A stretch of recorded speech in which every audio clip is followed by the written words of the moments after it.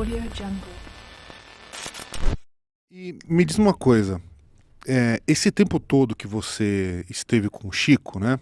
Hoje você é um médium, certo? Você tem Eu comecei, na dons realidade eu mediúnicos. comecei a minha mediunidade antes de conhecer o Chico. Eu morava nos Estados Unidos nessa época e com 17 anos eu comecei a receber mensagens da minha avó que tinha partido e era muito ligada a mim.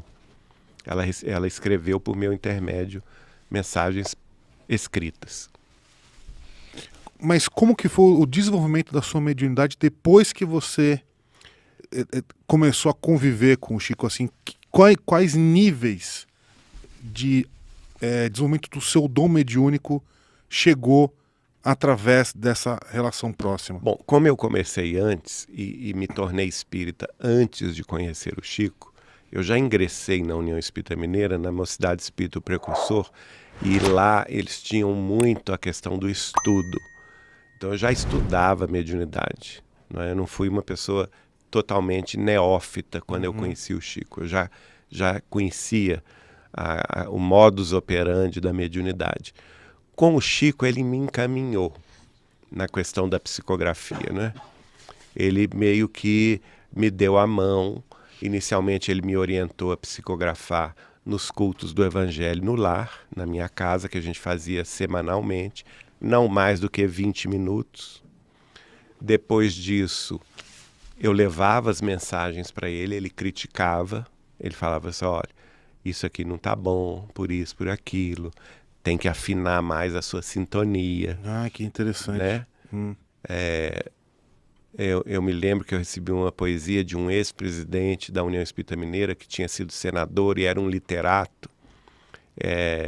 E ele falava sobre a unificação do movimento espírita. E uma das estrofes lá, finais do soneto, ele falava a união dos centros espíritas. E o Chico corrigiu, falou assim, não, o nosso objetivo não é a união de centro, não é essa. O nosso objetivo é a união fraternal, é a união das pessoas. Quer dizer, ele tirou da minha cabeça, que talvez não tivesse captado a mensagem correta do Espírito, né? De que nós precisamos unir instituições. A gente não precisa unir instituições, a gente precisa unir as pessoas pelos laços de fraternidade, de solidariedade, de amor puro mesmo, fraterno. Então foi uma correção. Aí, quando ele julgou que eu estava mais maduro, ele chamou um pessoal de Belo Horizonte que era muito amigo meu, né?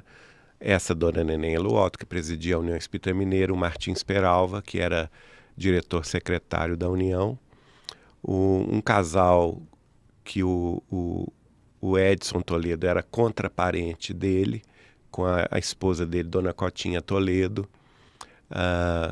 e alguns outros espíritas, para reabrir um centro espírita que era quase centenário em Belo Horizonte. Naquela época não era centenário, mas já tinha uns 80 anos de fundação, não, pouco menos, 70 e poucos anos de fundação, que é o Centro Espírita Luz, Amor e Caridade.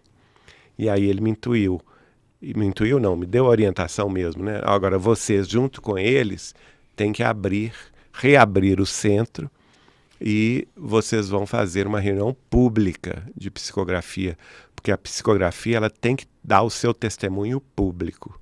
E aí nós passamos anos psicografando lá, todas as segundas-feiras. Mais tarde, eu vim a receber este livro aqui, que é o segundo livro que nós publicamos, que é a história antiga, né, do primeiro século do cristianismo, de uma grande personagem, que foi Inácio de Antioquia. Vamos ver aqui. Esse livro, Foi psicografado por mim. Inácio de Antioquia. em quanto tempo? Em 18 meses. 18 meses? Só aos domingos. Eu psicografava domingo de 6 horas até quando o espírito queria parar. Às vezes até 10 da noite, até 11 da noite, até meia-noite. O espírito quem é exatamente? O espírito é de Teóforos, Teóforo. que ele na história tem o nome de Cefas, Uhum. e ele foi evangelizado na cidade de Apolônia Pôntica, que era uma colônia romana, pelo Inácio de Antioquia. Deixa eu dar uma E o- olhada. o- Tá na capa aqui, É. tô vendo. Tá. E o Inácio de Antioquia foi um discípulo de João Evangelista, que a gente acredita também ser o Chico. E então foram 18 meses para esse livro se materializar. A gente pode Através da escrita. Tá. A primeira estrofe que você escreveu, como isso se deu assim para você? Não, aí eu já era um médium experiente, né? Tá. Para mim não havia novidade nenhuma no assunto. A primeira mensagem foi no Centro Espírita Luz, Amor e Caridade, e os últimos capítulos também. Mas o que eu queria entender aqui é o seguinte: você se prepara para psicografar, você Sim. tem sempre um horário. Tem que ter disciplina. Você tem que ter um horário determinado e você tem que se preparar no dia, não é? E quando você se prepara, você pode psicografar qualquer coisa. Eu não sabia nada do que viria. Tá, então basicamente... A minha sensação aí, eu até explico no livro, era o seguinte: era como se eu fosse um observador totalmente ignorante da história, que provisoriamente acompanhasse um capítulo de novela. Né? O espírito de Teóforos, às vezes, me levava para ver as cenas que ele estava escrevendo. Então eu não ficava consciente na escrita. Eu ficava com Teóforos assistindo uma parte da história, não é? E me emocionava muito. Tanto é que eu chorei muito nesse livro. Esse livro é muito emocionante. E aí depois eu via que aquilo que eu tinha visto estava escrito, embora de maneira imperfeita, não é? Porque você vê uma cena. Então houve várias... Às vezes, por exemplo, eu via como se ele me mostrava um livro já escrito. E que eu lia o livro escrito, sem saber que eu estava escrevendo exatamente aquilo, entendeu? Que coisa doida, mas aí então, bom, você senta lá na sua cadeirinha lá, com lápis normal, aí o seu corpo meio que ele se apaga, você começa a ter como se fosse uma tela... Na psicografia intuitiva, não. Na intuitiva você fica consciente do fenômeno e acompanha a escrita. Tá, o seu caso você estava... No meu caso assistindo... foi semi-mecânica, porque eu saí do corpo, que a gente chama de desdobramento perispiritual, né? E o meu corpo foi mecanicamente escrevendo, enquanto eu recebia as imagens e as informações de Teóforos na minha mente. Né? Então é como se você estivesse assistindo algo e a sua mão estivesse se movendo e registrando. Mas eu não via minha mão escrevendo. Sim, você estava assistindo. Algumas vezes sim, a maioria das vezes não. Era como se eu estivesse vendo um filme em 3D, né, que hoje a gente tem cinema em 3D e tal, só que eu era um observador, eu não era um personagem.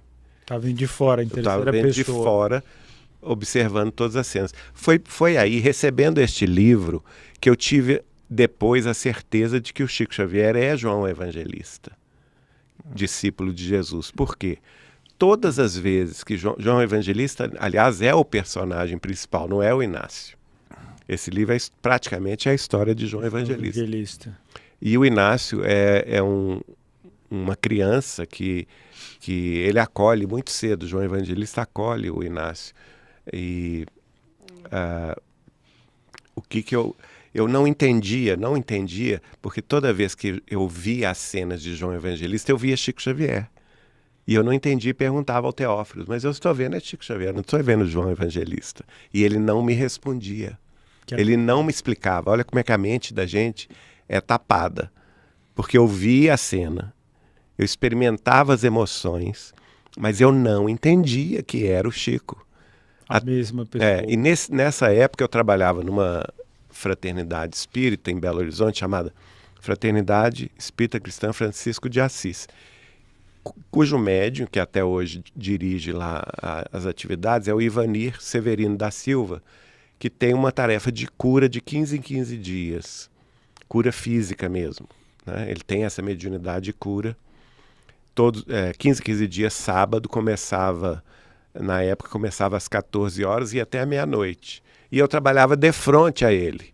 Ele incorporava pela psicofonia, né, o espírito do irmão José, que também está relatado aí no livro, que foi um dos companheiros do Inácio de Antioquia. E era muito interessante, porque eu psicografava parte do livro no domingo, por exemplo, né? Ninguém sabia, a não ser minha irmã e uma grande amiga nossa, que está viva até hoje, tem quase 90 anos, que é a Nona, amiga do Chico, em Belo Horizonte. E aí, vamos supor, ninguém sabia, eu não contava nada para ninguém. Aí chegava no sábado, lá na fraternidade, na tarefa de cura do Ivanir, o Ivanir mediunizado do irmão José ficava na minha frente e as questões que eu tinha psicografado, eu perguntava mentalmente para ele. Eu não falava, eu perguntava pela mente. Irmão José, eu estou vendo isso, eu estou vendo toda vez que aparece o João Evangelista, eu vejo o Chico, eu não estou entendendo. Olha só, nem vendo eu acreditei, né? Aí ele me responde pela voz: Geraldinho, isso que você está vendo é simples, meu filho, está na sua cara e você não está reconhecendo. O nosso amigo, nosso irmão Chico Xavier e o apóstolo João são a mesma personalidade, em corpos diferentes, em épocas diferentes. É o mesmo espírito. Aí que eu falei assim, meu Deus do céu, mas como eu sou tapado. É que eles estavam coexistindo ali, né? Então, eu não via João Evangelista, eu vi o Chico hoje. Entendeu? No lugar do João Evangelista, eu vi o Chico, por isso que eu não entendia. Então, seus estudos, a gente chegou, que era o Chico Xavier, o Allan Kardec e o João Evangelista. Essas três pessoas são as... Tem mais algum? Tem vários, né? Francisco de Assis. Francisco de Assis.